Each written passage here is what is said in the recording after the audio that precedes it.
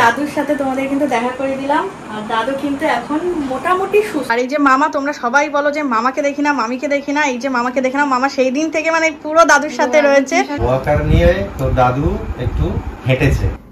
Good morning. আর আজকে একদম early morning এ ঘুমটা ভেঙেছে। টাইমটা তোমাদেরকে দেখিয়ে দিচ্ছি, দেখো 5:30 বাজছে। আর সকালটা দেখো কতটা সুন্দর লাগছে। দাঁড়া আমি একটু বাইরে দিয়ে দেখাই, দেখো পাখিরা ডাকছে, কি সুন্দর না। আজকে কত সকাল সকাল ঘুম ভেঙে গিয়েছে। যদিও এখন ভোর না, এরকম গরমকালে এখন সকালই বলা যায় এটা। বরমশাই এখনো ঘুমাচ্ছে, এই দেখো। তো ঘুমাক, ওকে ডাকবো না, আমি উঠে গেলাম। চলো একটু হাঁটাহাঁটি করি এই বারান্দাতেই। এই গরমে মানে প্রত্যেক দিনই আমরা চেষ্টা করছি একদম শরীর আর পেট ঠান্ডা করার মতো ব্রেকফাস্ট। আর আজকে যেমন খাচ্ছি ছাতুর শরবত, দেখো পেঁয়াজ লঙ্কা লেবু দিয়ে, সামান্য বিট লবণও দেওয়া রয়েছে।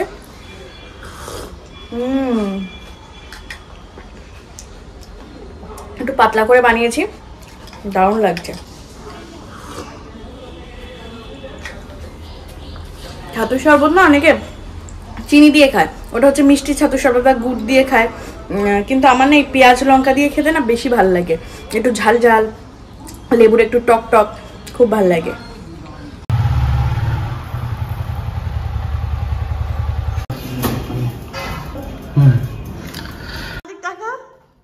গোপ কেন রেখেছো? গোপ রেখে দিয়েছি একটু, গোপ না রাখলে হবে নাকি?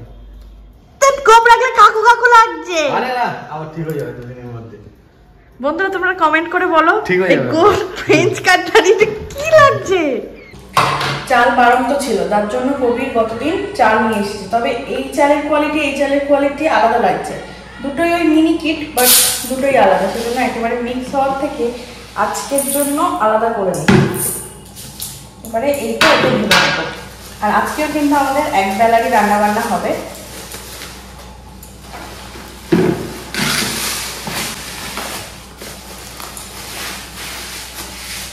দেখো এখান থেকে ক্লিয়ারলি বোঝা যাচ্ছে চালের কোয়ালিটিটা, এটা আর এটা। মানে এটা যেন দেখে মনে হচ্ছে একটু বেশি পলিশ আর একটু লম্বা লম্বা, বলো দুটো দুই রকম। একটু এর থেকেও মিশিয়ে দিই, পুরোপুরি 2 কাপ হয়ে গেল। এক বেলার জন্য সেটা বললাম কেন, কারণ আমরা সন্ধ্যেবেলায় যাব ফ্ল্যাটে। আমাদের ফ্ল্যাটে টুকিটাকি কিছু কাজ রয়েছে, আর ওটাও যেহেতু বাড়ি, তাই ওখানেও একটুখানি সময় কাটাতে হবে, ওখানেও একটু সংসার সামলাতে হবে, তো সেই কারণে। আর তাছাড়া হচ্ছে আজকে দাদু নার্সিংহোম থেকে ফিরছে, মানে এখন গাড়ি করে ফিরছে। আমরা ওরকম সন্ধ্যেবেলায় দাদুকে দেখে তারপর যাবো, ঠিক আছে? তো ওই জন্যই আজকে এক বেলার মতো রান্না। আজকে একদম এই গরমে একদম সিম্পল। কালকে রাতেও খাওয়া দাওয়া হয়েছে, ওই গতকালে একটু ডাল তেল পটল রয়েছে, আর আজকে একটুখানি ওই আলু সিদ্ধ, একটু ডিম ভাজা, একটু টমেটো করে এইসবই বানাবো। একেবারে ভাতের মধ্যেই আলু সিদ্ধটা দিয়ে দিই। আর চালটাকে তো ভিজিয়ে রেখে দিয়েছি, ভাতটা বসিয়ে দিয়েছি। আর টমেটো পোড়াটা মানে খাওয়ার আগে করে নেবো গরম গরম। আর এই চিপটি এনে দিয়েছে। তো আজকে এই হচ্ছে রান্নাবান্না। আজকে রান্নাবান্না থেকে বলতে পারো মানে এই 90%-ই ছুটি, আলু সিদ্ধ ভাত। যা রোদ, এক রোদে একদম জামা কাপড়গুলো সব শুকিয়ে যাবে। আর দেখো আজকে বেলা থাকতে থাকতে পুজোর বাসনগুলো সব ধুয়ে নিয়েছি। তো চলো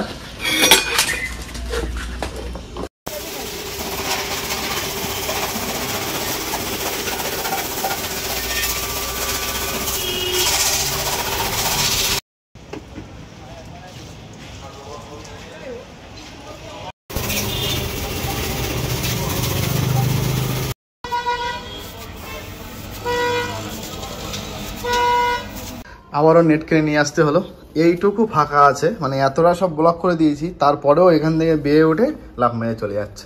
মানে অনেকেই তোমরা বলছিলে তোমরা বিড়ালটা কেন আটকাচ্ছ। দেখো আমরা মনের ভুলে যে কোনো সময় রান্নাঘরের দরজা খোলা থাকলে না ও এখান থেকে এসে সব খাবার দাবার খেয়ে চলে যাচ্ছে, সেই জন্যই আমরা আটকাচ্ছি। আর বিড়ালের রেটো খাওয়া জানো তোমরা কতটা খারাপ, ওই জন্য আবারও নেট নিয়ে আসতে হলো আমার।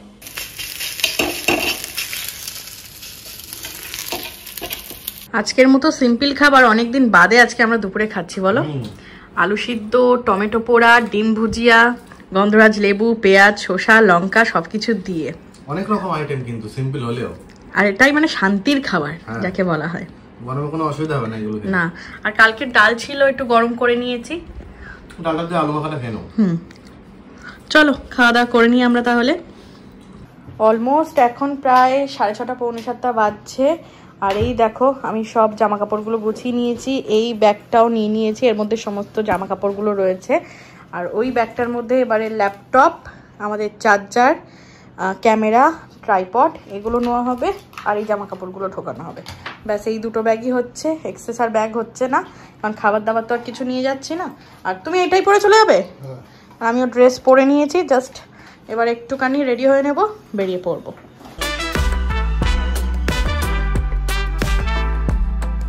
এই দেখো রেডি হয়ে গিয়েছি, এই ড্রেসটা পরেছি আর ব্যাগ, আর এই হচ্ছে আমাদের দুটো ব্যাগ। ঠিক আছে, তো চলো। এমনি এই করতে করতে গিয়ে কতটা লেট হয়ে গিয়েছে। ফার্স্টে যাব দাদুকে দেখতে, তারপর সোজা মানে আমাদের ওই রাস্তায়, মানে বারাসাত যেতে ধানকুড়িয়া পরে আগে। তো চলো চলো। হঠাৎ ঝড় উঠেছে, দেখো লাইট ব্লিঙ্ক করছে, আর কারেন্ট অফ হয়ে গিয়েছে নাকি? না তুমি লাইটটা অফ করে দিয়ে গেলে? হঠাৎ মানে পুরো ঝড় উঠছে দেখো। আচ্ছা গতদিন আমরা যাওয়ার সময় ঝড় উঠছিল না? বাইকটা তো দারুণ চকচক করছে, কিন্তু এই যে রাস্তায় যাব ধুলোতে তো সব শেষ। ওইটা কি আমি নেব ভারীটা? ওকে চলো। এই যে লক ফক করা, চলো। বাবাও এসছে ফাইনালি। দাদুর সাথে তোমাদের কিন্তু দেখা করে দিলাম, আর দাদু কিন্তু এখন মোটামুটি সুস্থ, মানে অপারেশন যেহেতু সাকসেসফুল, দাদু সুস্থ, কিন্তু হচ্ছে রেস্ট নিতে হবে একদম, নিজেকে ভালোভাবে। হ্যাঁ 14 দিন, কিন্তু তোমাকে পুরো 1-2 মাস পুরো একদম রেস্ট নিতে হবে।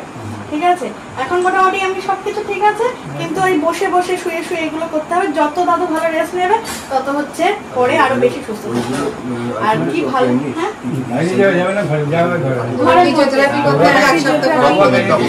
ওয়াকার নিয়ে এসছে, বেড প্যান সমস্ত কিছু। আর বন্ধুরা তোমরা অনেকে কমেন্ট করেছিলে যে তোমাদের শ্বশুর মশাই বা শাশুড়ি মায়ের এরকম হয়েছিল, তারাও কিন্তু একদম পুরো সুস্থ হয়ে গিয়েছে, শুধু রেস্টের প্রয়োজন। দাদু একদম রেস্ট নিয়ে একদম সুস্থ হয়ে যাবে। আমি থাকার চেষ্টা করব, আমার শরীর তো আমার নিজেরই। একদম একদম একদম। আবার দাদুকে বাড়ি নিয়ে যাবো, তখন তোমাদেরকে আবার দেখাবো। আর কত ভালো একটা কোইন্সিডেন্ট যে বাবাও কিন্তু একসাথে ঢুকেছি, আমি আর বাবা। আর এই যে মামা, তোমরা সবাই বলো যে মামাকে দেখি না, মামিকে দেখি না, এই যে মামাকে দেখি না। মামা সেই দিন থেকে মানে পুরো দাদুর সাথে রয়েছে। আর সেই অপারেশনের দিন ভালোভাবে দেখাতে পাইনি, কারণ সেদিন আমাদের সেরকম মেন্টাল প্রিপারেশন ছিল না, তো সেই কারণে মামা না থাকলে একেবারেই পসিবল হতো না। হ্যাঁ, পরের দিন মাইমারাও গিয়েছিল, তিথিও গিয়েছিল, তো তোমাদের সবাইকে কিন্তু আমি দেখিয়ে দিলাম। দেখো দাদুর ছেলে, জামাই, মেয়ে, নাত জামাই, নাতনি সবাই রয়েছে এখন। এখন শুধু দাদু সুস্থ হওয়ার অপেক্ষা।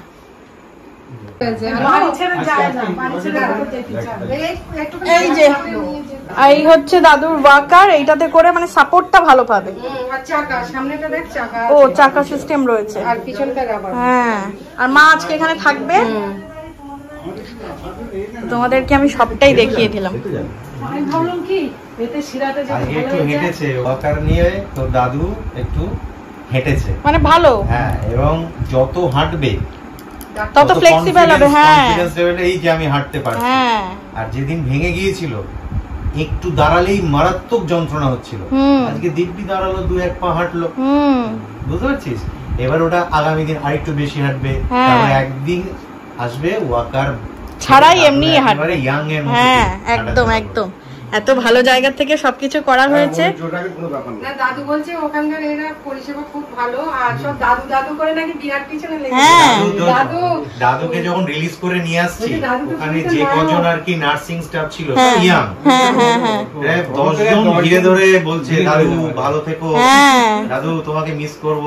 সেই দাদু মানে তো দাদু ওখানে একেবারে পপুলার হয়ে গেছে। বলছে দাদুকে দেখতে কি সুন্দর, দাদুকে হ্যান্ডসাম দেখতে, মানে সবাইকে বাদ দিয়ে আমাকে ধরেছে। আর এটা ভালো লাগলো, বাবা খুশি হয়ে ওদেরকে 500 টাকা কি দিতে গেছিল যে তোমরা একটু মিশে। তুমি বলছে না আমার দাদু তুমি সুস্থ হও, এটাই আমাদের বড় পাওয়া, আমাদের আর কিছু দিতে হবে না। এটা ভালো লাগলো। আর তার চেয়ে বড় কথা অন্যদের থেকে দাদু যে এত মিশুকে কথা বলতে ভালোবাসে, যার জন্য সবাই দাদুর সাথে মিশতে পারে। দাদু মাস্টার তোমাকেও দিয়েছে? হ্যাঁ দিয়েছে। আমাকেও দিয়েছে দিদা লজেন্স, খালি মুখে যেতে দেবে না, রসগোল্লা টলা সব দিচ্ছে। চলো এই ব্যাগটা এবার আমি পিছনে নেই আর তুমি ওটা সামনে নাও। ফেরার দিন দেখি, আবার দেখি ঘুরে যাবো ওখানে, ঠিক আছে?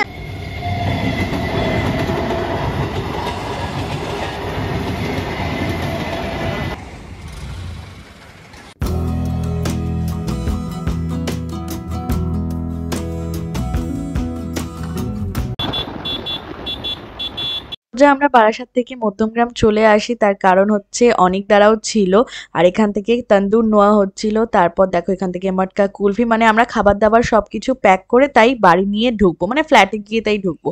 আর এখানে কুলফি ট্রাই করতে বলছিল, যে এখানকার কুলফি নাকি খুব ভালো।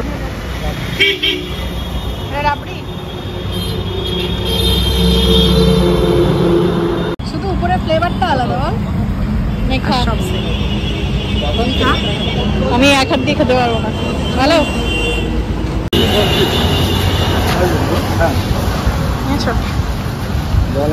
চলো। ফাইনালি আমরা যখন ফ্ল্যাটে পৌঁছালাম তখন তো বেজে গিয়েছিল প্রায় 10টা 10-15, অনেকটাই রাত হয়ে গিয়েছে, কারণ অনেকক্ষণ ঘোরাঘুরির পর কিন্তু আমরা ফ্ল্যাটে এসেছি।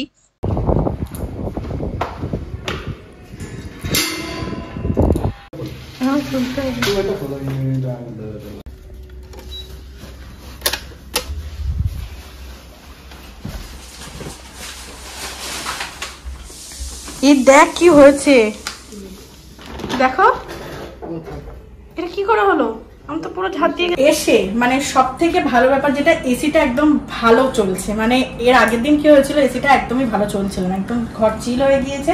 ঘরটায় প্রচন্ড ধুলো ঢুকেছিল, জানি না কিভাবে, তোমাদেরকে তো দেখালাম। কিন্তু মানে এখানে এসে আমার খাটাখাটি করতে হয়নি, আমরা 3জন বসেছিলাম, আর বর এসে সব একদম পরিষ্কার করে একদম কার্পেট পেতে দিয়েছে। আজকে খাবার দাবার গুলো দেখি, কিন্তু অবস্থাটা করেছে কে, ওই জন্য চুপ করে আছে, ঠিক আছে? তো আজকে রয়েছে যেটা চিলি চিকেন, পুরো ফেলে দিয়েছে। আর যেটা রয়েছে fried rice, egg fried rice, ওখানে এর মধ্যেও 1 প্যাকেট রয়েছে। আর আমরা হচ্ছে কি কিনেছিলাম, যেটা সেটা তন্দুর কিনেছিলাম। আচ্ছা ওটা আমি পরে তোমাদেরকে ঢেলে দেখাচ্ছি। বাইরে যা ধুলো, আগে আমাদের হাত মুখ দিয়ে ফ্রেশ হয়ে একদম ঘরে ড্রেস করতে হবে, তারপর তোমাদের সঙ্গে ভালো করে খাবারগুলো নিয়ে দেখাচ্ছি। এই হচ্ছে আমাদের স্টার্টার আইটেমটা, খুলে ফেলেছি। চিকেন তন্দুর রয়েছে, রাইস তো ঢেলে নিয়েছি, আর এই হচ্ছে চিলি চিকেন, আর এটার মধ্যে চাটনি রয়েছে, গ্রিন চাটনি। তো এগুলোকে সব গরম করে তারপর আমরা খাওয়া দাওয়া করবো। তাও তুমি ঘোরাবে।